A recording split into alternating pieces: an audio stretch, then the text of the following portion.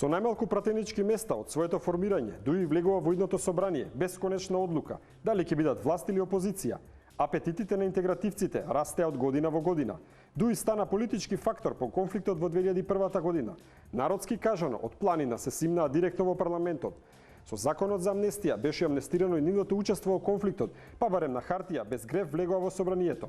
Набргу станаа трет политички фактор во земјава и прва партија кај албанското гласачко тело. На првите нивни избори во 2002 година добија 16 пратенички места. Тоа им донесе комотна позиција во постконфликтната влада на Црвенковски.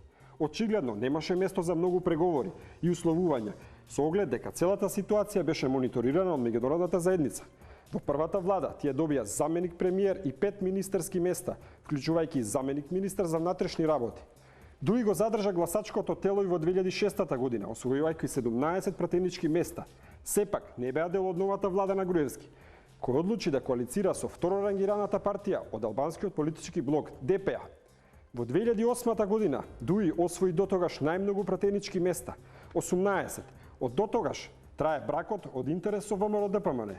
Преговорите меѓу овие две партии отидоа во прилог на интегративците, па добија заменик премиер, 5 министерски места, 3 заменици и 2 државни секретари.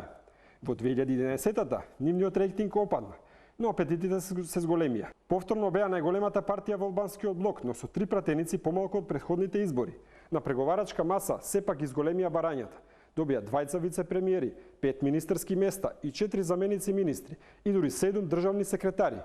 Најмногу контраверзии имаше околу позицијата министер за одбрана, кога при реконструкцијата на владата во 2013-та челното место во ова министерство го доби Талат Џафери, познат како командант Форина. Најдобар резултат Дуи постигна во 2014 година, кога добија 19 пратенички места. Тоа им донесе 2 вице-премиери и 7 министри. Коалицијата со ВМРО-ДПМН ја дестабилизираа бомбите на опозицијата, пошто следеа предвремени избори во 2016 година, кога Дуи постигна најслаб резултат до сега – 10 пратенички места. По овие избори Дуи беа носители на така наречената платформа на албанците, околу која наводно се повлекуваа клучните потези при одлучувањето дали ќе учествуваат во новата влада или не. Некои од главните поенти во платформата Дуи имаше доволно време да ги спроведе уште од 2008 година, од кога непрекинато се на власт. Токму тогаш беше донесен законот за јазиците, кој го зборуваат припадниците на малцинските заедници. Законот на хартија постои, но не целосно се применува до денеска. Слична е и состојбата со равномерната економска и социјална еднакост преку еднаков регионален развој, каде можеби најмногу се потврли. Правишната застапеност за вработување во државната служба беше еден од главните проблеми.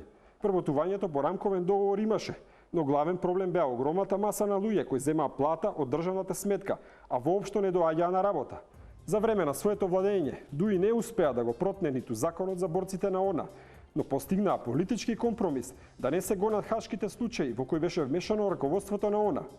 Некогашните борци во ровови денеска се борци на шаховската политичка табла. Сепак, Ахмети се уште не го повлекува клучниот шаховски потек.